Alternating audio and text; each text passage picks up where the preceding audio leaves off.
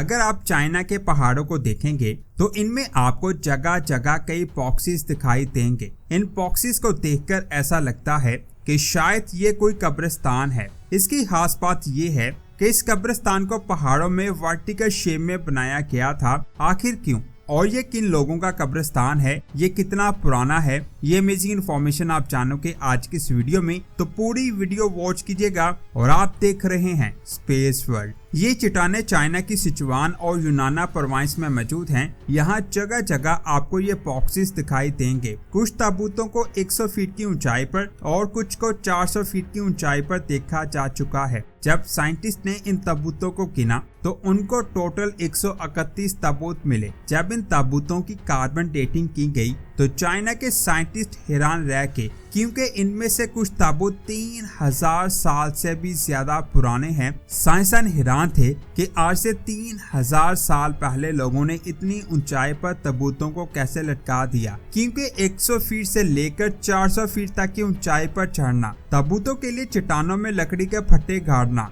और बहुत बड़ी ताबूत को ऊपर लेकर जाना बहुत ज्यादा मुश्किल काम है। ऐसे काम को आज के मौजूदा मशीन से करना भी बहुत ज्यादा मुश्किल है। तो सोचने वाली बात ये है, आज से हजारों साल पहले ये काम कैसे किया गया था और इन लोगों ने पहाड़ों पर इन बॉक्सेस को क्यों लटकाया? क्या उनके पास जमीन नहीं थी या फिर वो लोग पहाड़ों पर ही रहते थे? आखिर वो कौन लोग थे और उनके साथ क्या हुआ था जिनका आज कुछ अता पता नहीं है? आज से 3000 साल पहले चाइना की सिचुआन और यूनाना प्रोविंस में पो के नाम से एक कबीला रहता था। हिस्ट्री में इस कबीले के बारे में ज्यादा इंफॉर्मेशन मौजूद नहीं है। बस इतना लिखा गया है कि आज से 450 साल पहले मिंग डायनेस्टी ने चाइना पर कब्जा किया और साथ ही मिंग इंपीरियल आर्मी ने पो कबीले के सभी लोगों को मार दिया, जिसके बाद कहा जाता है कि पो कबीले की नस्ल दुनिया से खत्म हो गई। साथ ही इनके राज भी इस नस्ल के साथ दफन हो गए, जिनमें सबसे बड़ा राज इन ताबूतों का है। सेंट्रल चाइना के इस हिस्से में छोटे बड़े पहाड़ और चट्टानें मौजूद हैं। इनमें ज्यादातर चट्टानें ऐसी हैं यहाँ आज तक कोई नहीं जा पाया। कुछ चट्टानें जो आबादी के करीब हैं वहाँ ताबूत देखे जा सकते हैं, लेकिन उन तक पहुँचना बहुत ज्यादा मुश्किल है, क्योंकि ये चट्टानें नुकीली और बिल्कुल सीधी हैं। कई ताबूत तो चट्टानों पर दूर से ही नजर आ जाते हैं, लेकिन बहुत सारे ताबूत चट्टानों के अंदर धंस चुके हैं, जिसकी वजह से इनको फाइंड करना बहुत ज्यादा मुश्किल है। साइंटिस्ट ने जब इन ताबूतों के सैंपल्स को लेकर इनकी कार्बन डेटिंग की तो पता चला इनमें सबसे पुराने ताबूत को आज से 3000 साल पहले बनाया गया था। इस चीज से पता चलता है कि पोर कबीले के लोग आज से 3000 साल पहले भी यहाँ रहा करते थे। इस जगह को देखने के बाद साइंसदान का कहना है कि यहाँ हजारों की तादाद में ताबूत छुपे हुए हो सकते हैं, क्योंकि ये कबीले बहुत ज्यादा पुराने थे। इसीलिए साइंसदान के मुताबिक इसके सिर्फ 131 ताबूत नहीं हो सकते। ताबूतों की तादाद बहुत ज्यादा है,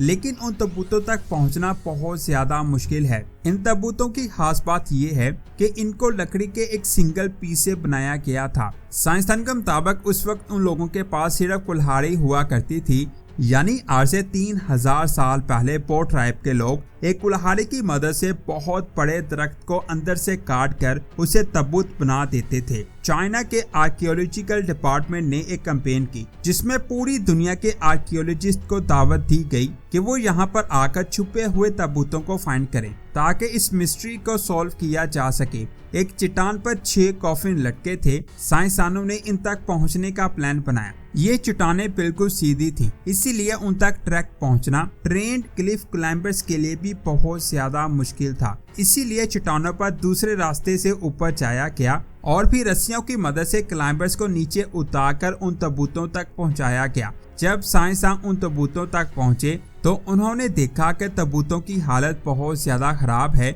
और इन ताबूतों को जिस लकड़ी पर रखा गया था वो भी गल चुकी थी। इन ताबूतों के अंदर से मिली चीजों को देखकर क्लाइंबर्स और ज्यादा कंफ्यूज हो गए। ताबूतों से मिलने वाली हड्डियों को जब स्टडी किया गया तो पता चला कि एक ताबूत में 1 से ज्यादा इंसानों की हड्डियां मौजूद थीं। इसके अलावा इन हड्डियों पर मिट्टी भी चिपकी हुई थी। पहले तो साइंसदानों ने समझा कि बारिश के पानी से बहकर आने वाली मिट्टी इन ताबूतों पर चिपकी हुई है, लेकिन बाद में पता चला कि पो ट्राइब के लोग पहले मुर्दों को मिट्टी में दफन किया करते थे और जब बॉडी अच्छी तरह से डिकम्पोस्ट हो जाती तो उसकी हड्डियों को निकालकर ताबूत में रखा जाता। हड्डियों को ताबूत में डालकर खाली जगह पर रेत भरती जाती ताकि ताबूत को ऊपर ले जाते हुए हड्डियां हिल ना सके। रेत की वजह से हड्डियों का वजन 250 किलोग्राम हो जाता था। अब सोचने वाली बात यह है कि आज भी जिन चट्टानों पर अकेले इंसान का चढ़ना इतना ज्यादा मुश्किल है, वहां इतने भारी ताबूतों को कैसे लेकर जाया गया। उस वक्त उन लोगों के पास कोई मशीनरी मौजूद नहीं थी, लेकिन उन लोगों के पास रस्सियां, छेनी, हथौड़े और लॉक मौजूद थे। जिन चट्टानों पर ताबूत रखे थे, जब उनको अच्छे से स्टडी किया गया तो पता चला इन चट्टानों पर छोटे छोटे सुराख मौजूद हैं। साइंसदान का कहना है कि इन सुराखों को देखकर ऐसा बिल्कुल भी नहीं लग रहा था कि ये सुराख कुदरती तौर पर बने हैं, बल्कि इन सुराखों को छेनी, हथौड़े की मदद से बनाया गया था।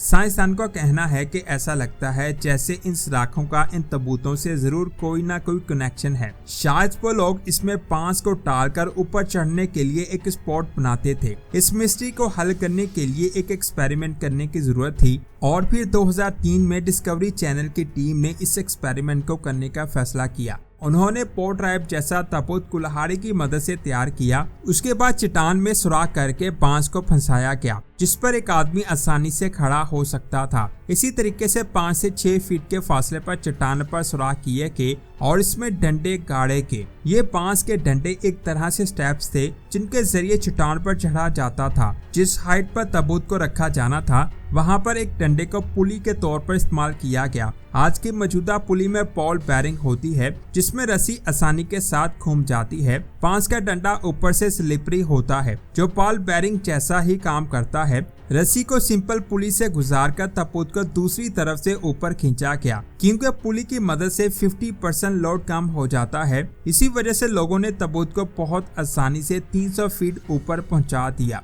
ऊपर मौजूद वर्कर्स का दूसरा ग्रुप, जिसने ऑलरेडी चट्टान पर लकड़ी की बेस को बना दिया था, उन्होंने ताबूत को बेस पर रख दिया। इस एक्सपेरिमेंट में 12 लोग शामिल थे और इसे कंप्लीट करने में 3 दिन लगे, जिसके बाद साइंसदानों ने कहा कि हो सकता है पोर्ट्रैप के लोग भी इसी तरीके से ताबूत को कई 100 फीट ऊपर चट्टानों पर रखा करते थे। कई ताबूतों के अंदर फाइन लिनन से बने ऐसे कपड़े भी मिले। साइंसदान के मुताबिक उन कपड़ों का डिजाइन इसी तरह दिखाई देता था, जिससे ये पता चलता है कि पोर्ट्रैप के लोग सिल्क वॉर्म की कल्टीवेशन के माहिर थे। इसके अलावा ये लोग बहुत ही रिफाइंड लाइनन भी बना सकते थे। रिसर्च करते हुए साइंसदानों को एक और एविडेंस मिला। जो कपड़े हजारों साल पहले पोर्ट्रैप के लोग बनाकर ताबूत में रखा करते थे, बिल्कुल इसी तरह के कपड़े आज भी चाइना के देहाती एरियाज में बनाए जाते हैं। ये इस बात का सबूत है कि मिंग डायनेस्टी में मारे जाने वाले पोर्ट्रैप के लोगों की पूरी नस्ल खत्म नहीं हुई थी, बल्कि कुछ लोग जिंदा बच गए थे। बच जाने वाले पोर्ट्रैप का कबीला इस वक्त कहाँ है और वो अब ताबूत क्यों नहीं बना रहे, ये भी एक मिस्ट्री है। चाइना के एक फेमस आर्कियोलॉजिस्ट का कहना है कि इन कॉफिन्स को चट्टान पर रखने के 2 तरीके हो सकते हैं। उस साइंसदान के मुताबिक हो सकता है कि उस वक्त के लोग नाउज़ुबिल्लाह ये सोचते होंगे कि कॉफिन जितना ज्यादा ऊपर होगा,